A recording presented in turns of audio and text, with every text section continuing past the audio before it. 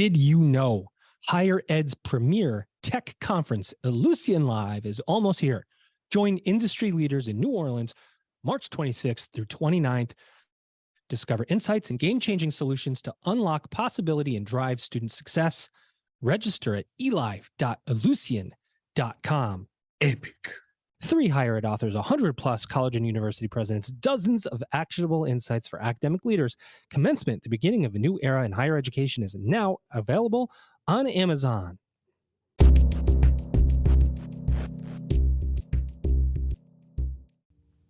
Welcome back, everybody. It's your time to EdUp on the EdUp Experience podcast, where we make education your business. Dr. Joe Salustio back with you again and again and again. If you don't believe me, you keep coming back and you still hear my voice. You'll start to believe it. I want to thank everybody if you've picked up a copy of Commencement, the beginning of a new era in higher education, a book that I wrote with my amazing co-author, Kate Colbert. Came out over Thanksgiving. It has been like wildfire. We appreciate you, and we most appreciate the 125 presidents that we were able to feature in the book, of our first 125 presidents that we interviewed on this podcast. And I think there might be another book coming. I don't know. I'm trying to get Kate on board to say, hey, what about all the rest of the presidents we interviewed? But she doesn't want to listen to me. We're going to enjoy the ride on this first book. But thank you for your support.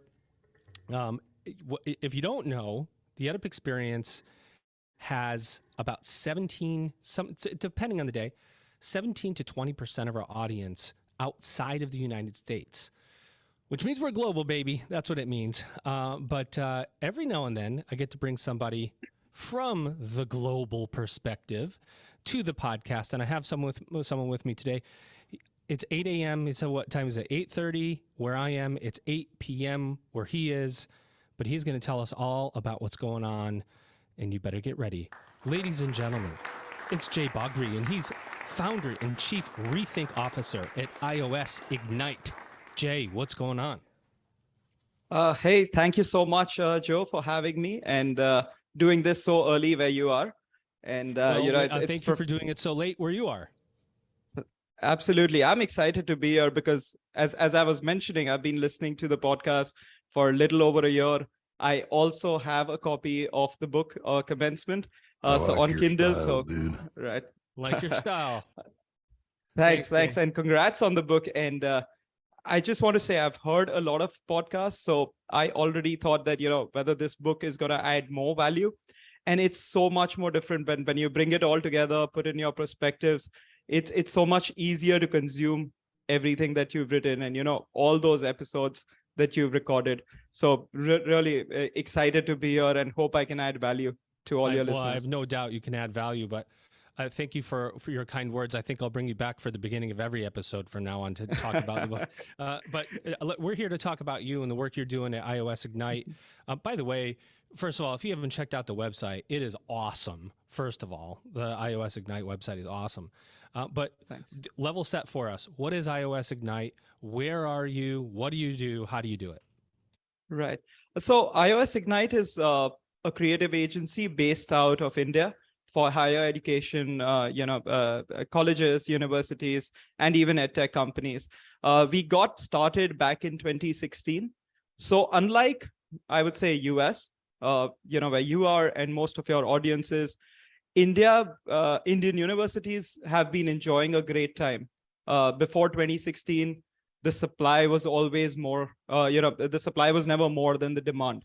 So there were always students, regardless of the quality of the, of the college or the university. And 2016 was for the first time we started seeing engineering colleges in India facing a problem with recruitment. And that's when, I got together with my other co-founder who comes from, an agency background. He's worked for Gilvey, Bait, and all of that. And we started, iOS Ignite, because I used to supply to colleges before that for working for a company. And I realized that this had become a need now for Indian colleges. And I had seen some of it when I was back in US. So I went to Drexel University, graduated from them. And I used to see how mature the marketing department is back in US. So learned a lot from there and kind of started implementing it here. And pandemic, of course, brought everyone on the same level field, right? So Indian colleges suffered as much as anyone else in the globe. And now they are facing a lot of heat from colleges abroad, whether US, Australia, UK, all of them introducing online programs, which are of great quality. So they finally are, competing with the best in the world, and they have to up their marketing. And this is for colleges that probably had, an admin department, and that's the department that was taking care of all the marketing. So it's a good time for us. Not great for Indian colleges, but they are getting there. Right. Epic. When first of all, when we have guests on this podcast, if you've listened, we always have this value conversation around what, is higher education have value? It's being questioned in the U.S. by the U.S. public, saying you don't need a degree, you do need a degree. We have a huge movement of non-credit credentials. You can get this stackable and that stackable. So there's just a lot of noise. What's going on in the global market? I mean, what is India saying about higher education in general and the population over there? Do they want to go to school? Do they want the degree? Do they care? Do they not? What's your take? Right. So India traditionally has always been very pro higher education, because just out of high school, there weren't enough jobs for people. Right. Mm-hmm. So going to college was just mandatory. There was no option of not doing it, because otherwise you're not going to get placed anywhere and your life wouldn't look great. There has only just been, a movement where bigger companies like, say, Facebook, Google of the world have said that we do not need a degree. And the younger masses are getting influenced. But more than that, the country understands that it's all about skills. And students have also started understanding that. So it's not as much as the degree as the core curriculum that people have started looking at. They don't care about the brand name as much more, but what are you actually going to learn? And at the end of it, will that information that you gather, whether in college or through an online medium or wherever, get you placed? Because it's a very job-centric market. So if you're focusing on career-centric programs, you are bound to succeed. And that's what, not just India, I would say all developing countries, right? Because the priority is to get a job. It's not really to learn. It's unfortunate, but the more difficult life you've had, the more you know that getting placed is the first step towards making a better life and improving your things. Right? Yes, I have to ask because this is kind of one of the more complicated cultural questions that I would ask. But I've talked to some folks from India before, and they always say, you know what? It's engineering, it's law, it's being a doctor, a lawyer, maybe you're a high level educational technologist, and there isn't necessarily as much room for liberal arts or other types of programs, and that there's a lot of familial pressure on folks to go into law and pass these law exams or become a doctor. As a marketing agency in India, are you marketing, are schools coming to you saying, hey, we need to diversify our portfolio, we need to get more students in these programs? Or are we really focused on the engineering, the doctors, the lawyers? Is there that pressure culturally? So culturally, it's definitely easier to sell engineering, doctorate, law, all of that. But that is also because the money was there. And now for the first time, Indians are realizing that there's money in design, there's money in being a psychologist. All of these, programs, again, have now proper etched out career paths. And as soon as the career path, exactly, that's what the country is all about, right? So as long as there is money, now there's a lot of money in design. So you are finding a lot of universities offering design courses. In fact, specialty design universities coming up. Right. And they have absolutely no problems with enrollments. So as long as there is, jobs to follow, the programs work. And the cultural pressure also comes from that, because the parents know that, or used to know that about 2 decades ago, if you're a creative person in India, you will never get paid enough to sustain. Right. Because design was never in the forefront. You were still battling your more practical issues. So I think that has changed now. So these courses are getting a lot more traction. It's become a lot more easier to market them. And, it's a great sign for the country because it's developing. And I think it's the same with China. they are seeing this shift a lot more. They're just a couple of years ahead of India, I would say. So when you look at iOS Ignite and you look at the website, I always go to the about what we do, and the first thing I saw and I noticed about you guys is you say we're a hybrid marketing agency. What does that mean? What is a hybrid marketing agency? Right. So again, the website has been made very India centric.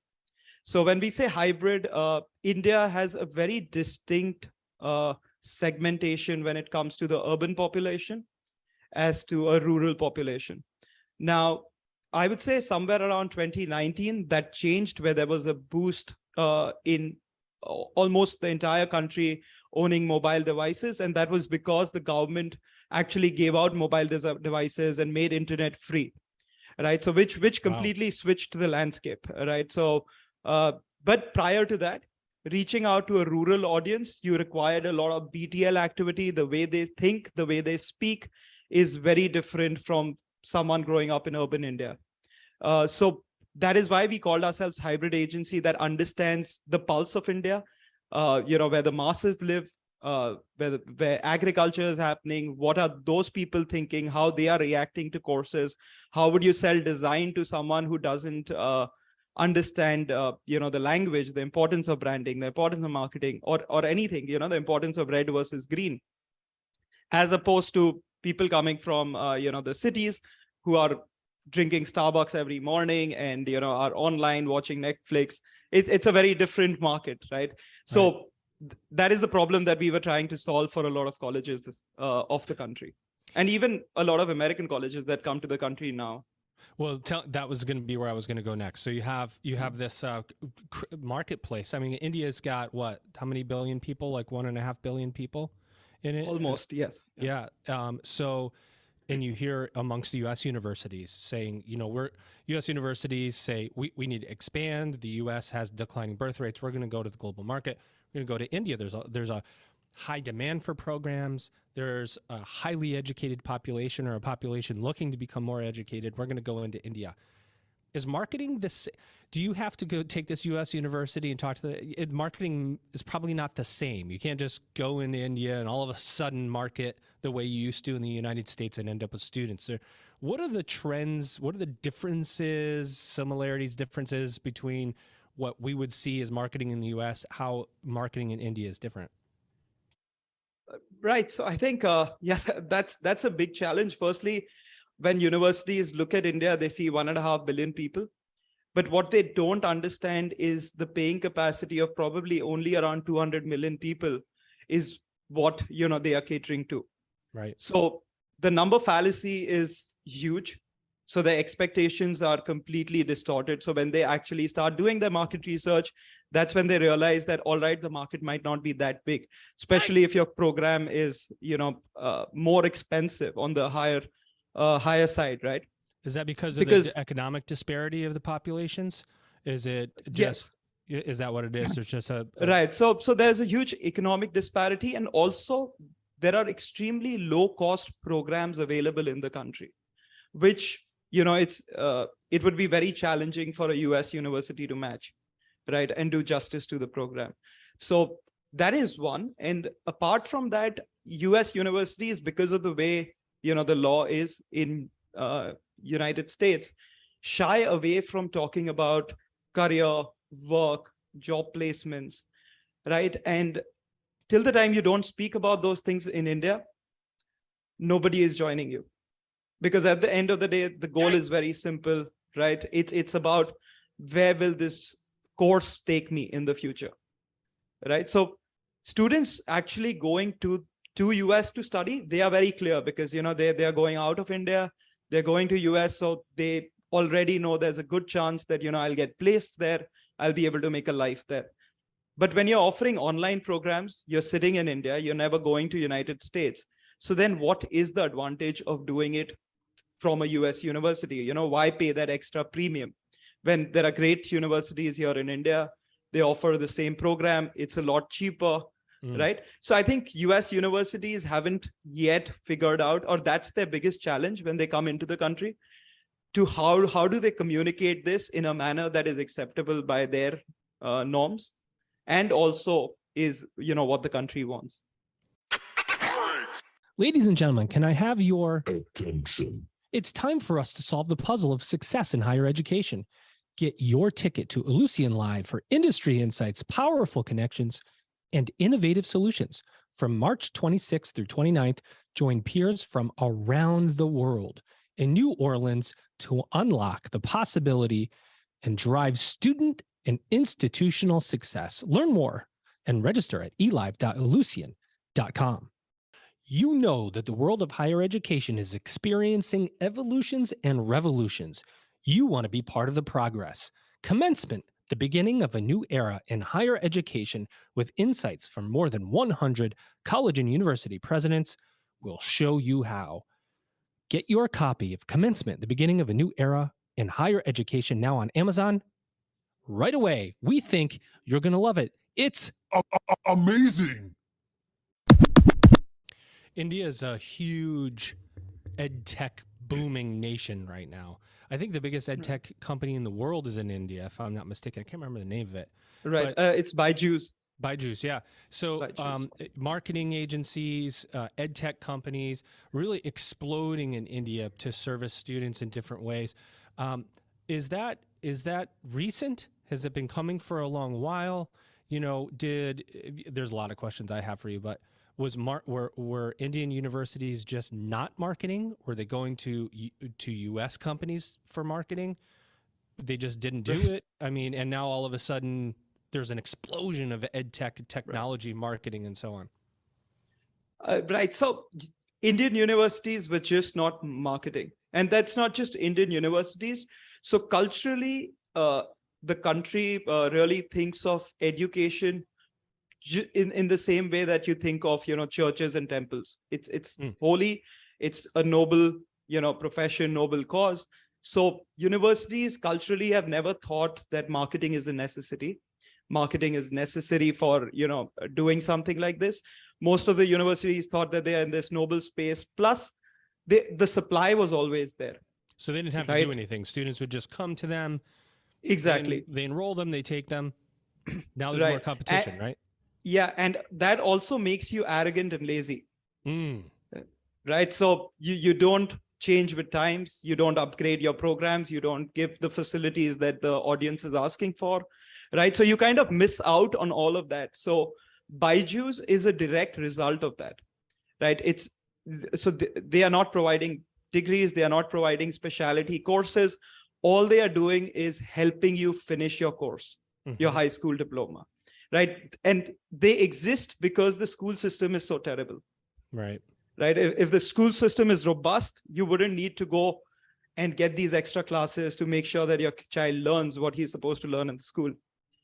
Right. And that's with everything, the entire education sector. So you have great colleges, yes, but then you have these massive number of very average, ordinary colleges where even if you complete a degree, you're not going to get placed anywhere. Right. So I think that was the key reason why, a lot of these ed tech companies have come out. And also these average colleges at some point have realized that if they want to exist, they have to take the help of marketing. The ones that improve their programs.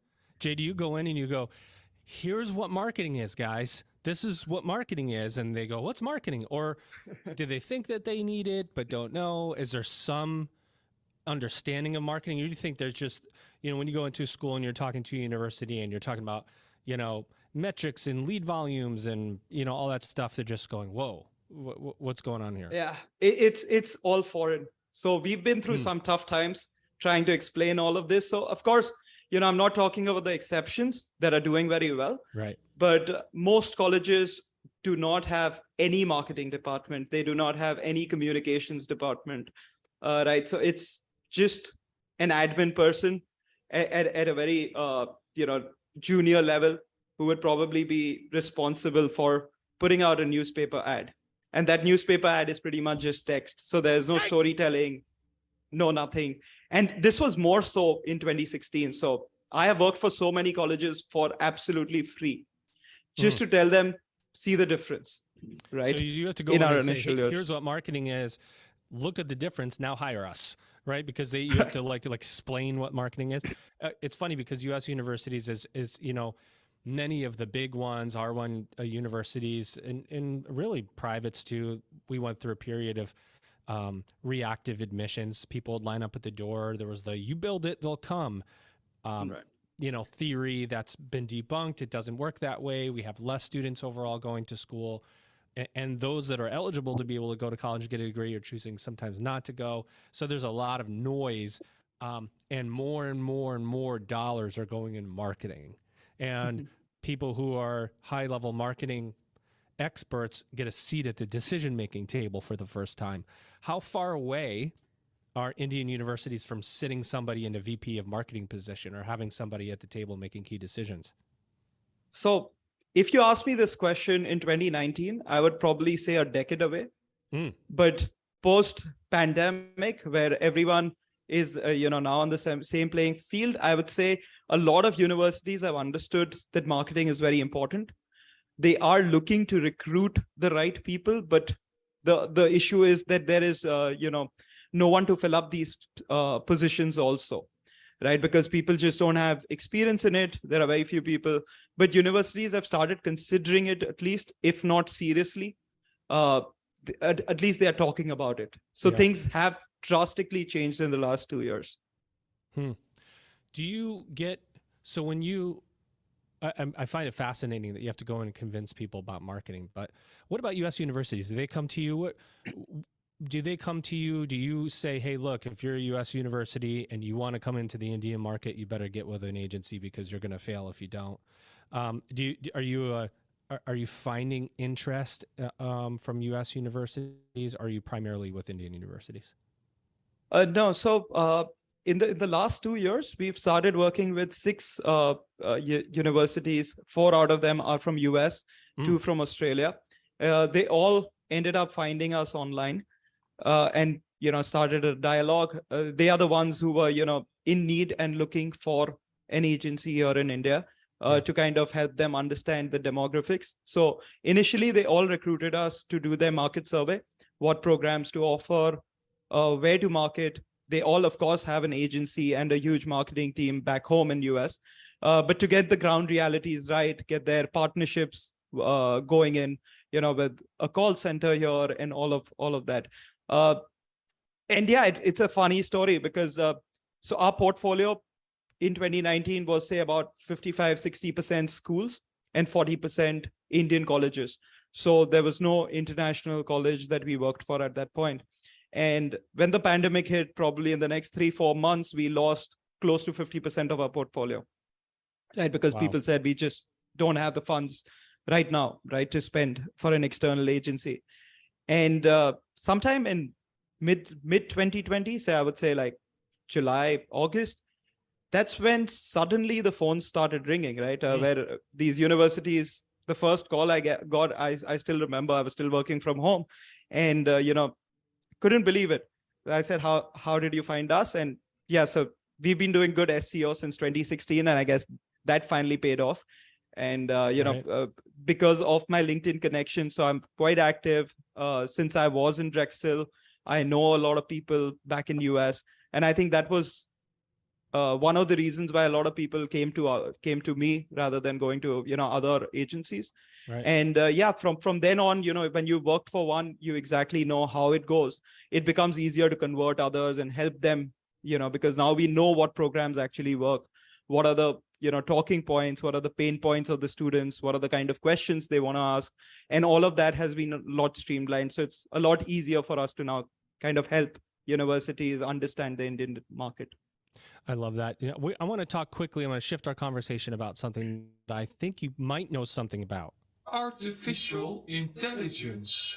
You've seen it, Chat GPT. You've seen the wave of AI in the US. It's like, I don't know, it feels like sometimes when we read these articles, it's like AI never existed before, and now all of a sudden we got nervous, and it's been around for a long time, and a lot of things that we do, including driving somewhere and pulling up a map, and there's all reasons. What's going on in India with AI, with marketing, with a marketing agency using AI? I mean, I'm sure there's ways that you're leveraging AI or thinking about it for the future. Can you talk about the artificial intelligence wave and what's going on in India? Right. So of course, artificial intelligence is now hugely popular here, not only in terms of marketing, but even in terms of course, right? People are very interested, and they have been for the last, year and a half or so. And Chat GPT is just that, you know, that I would say that mass news that just gets everyone excited. That Nailed this it. is it. This is the future, right? Uh, The one that in everybody terms picked of up on, right? And it's just everybody seemed to pick up right. on it, but it just Yeah. Yeah. So it's what we like to say is that the children already knew about it, and for the first time, it's like parents' eyes have opened up to AI, and they say, "Oh, now this is the big thing." And very soon you'll find, yeah, Indian parents going and saying that you have to do something in AI. That's the new thing. Don't be a doctor, get an AI degree, right? So, and when it comes to marketing, of course, a lot of, I would say, the boring generic stuff can now be automated, and people are thinking of it in those ways. So, we are just about to explore it. How much of it will change, we are yet to see. But a lot of, I would say a lot of automations, the average content writing, uh, your generic posts, all of these, of course, can easily be taken over by AI, and it'll be a lot faster, lot easier to execute, and then you can focus on the more important things and actually build strategies that can help you go to the next level. I love what you have so many resources on your website, by the way. And it says that you're India's top education digital marketing organization, which I love because I want to work with the best. Can you talk about your team? How's your team? What's your makeup? And by the way, you're the chief Rethink Officer. I want to know what that means. What's a Rethink Officer mean in the way you've designed it? And talk about your team a little bit. All right. So first about my team. So today we've got about 35 full-time employees working across the country. So we work virtually. We've always been working virtually, and we meet once every 3 months in a different city in the country. So the way we work is we've got people wherever we've got clients, so project managers and even others, and we give them the liberty to go and work from wherever they want. So that's worked in our favor, and now people understand it. Earlier that was a problem, and the team comes from traditionally from a mainstream agency background. None of them have ever worked in a higher education marketing agency, and that's also because marketing agencies and education sector just don't exist in India. If you do a full search, you'll probably find 4 or 5. The good thing is a lot of them are coming up now. So that's really good, because that keeps the competition up, and that'll keep us on our toes also. So we are top right now. That's what we believe, but we want to keep an eye on everyone else that is coming up, because there are a lot of new agencies that are doing great work. Right. So they all come from a mainstream background. And then we kind of have internal courses and trainings that we've built over the last 4 years to train them into understanding the difference between selling a product and selling education.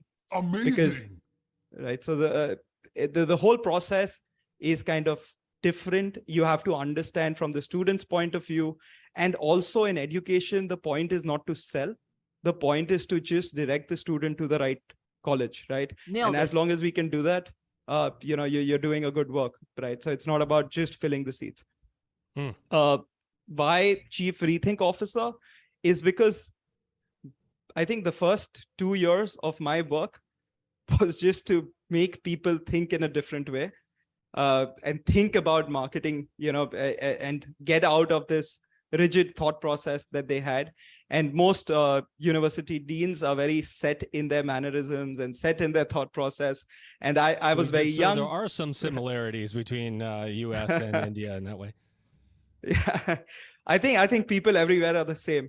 Yeah. It's just the polishing on top, right? So so that was my role initially. Being young, it was difficult to convince deans that this is important, this is what you need, and this is what's going to take you out. So I think that's where the Chief Rethink Officer came in from. Rather than being the CEO of the company, I thought this is a way more important designation where I can talk and educate the market more. So I guess that's where I come from. Yeah. It's interesting because your thought leadership is as important as running the company, right? Because you you have to change minds in order to get people to accept that marketing is a key part of the business. And I always say that there's nothing that makes people realize the importance of marketing until there's no students in a program. And then all of a sudden you go, we need marketing for my program. But it is very, very hard to convince people to accept something that is new. And that takes a lot of hard work, and it takes a lot of finesse. It takes a lot of knowledge, and you have to put the right people around you, right? So I'm sure you have a great team that works under you, so you can go out and do those talks or do this podcast, which is awesome. What else do you want to say about iOS Ignite that we haven't talked about today? I'm just going to give you 2 minutes on the microphone. Take your whatever you want to say about the organization, and then I'd like for you to tell me what the future of higher education holds for India. Sure. So I think we discussed the creative agency side of iOS Ignite. What we have been doing lately a lot is helping connect the right edtech companies or right universities to more partners here in India, because that's a space that is developed. Universities here in India are always confused about which technology to take up, what partners are right for them. Again, because of the lack of infrastructure that they have, it's very difficult for them to understand. Also, how the universities function is very similar to the government, and it's all processes are slow. There's a lot of bureaucracy. You never know who to talk to.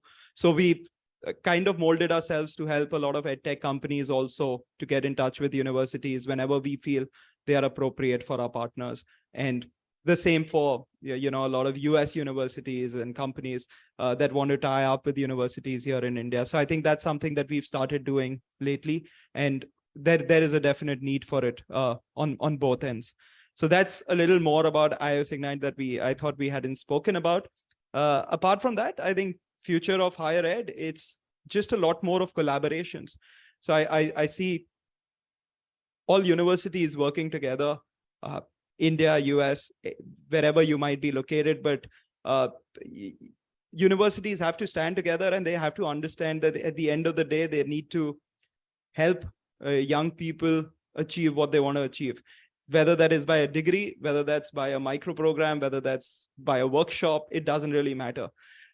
Universities are not in this business to give out degrees, so don't make it about it. And I think that is something that universities will take up in the future, where it's short courses, cohorts, all of it will be, considered equal as long as they can get you to where you want to go.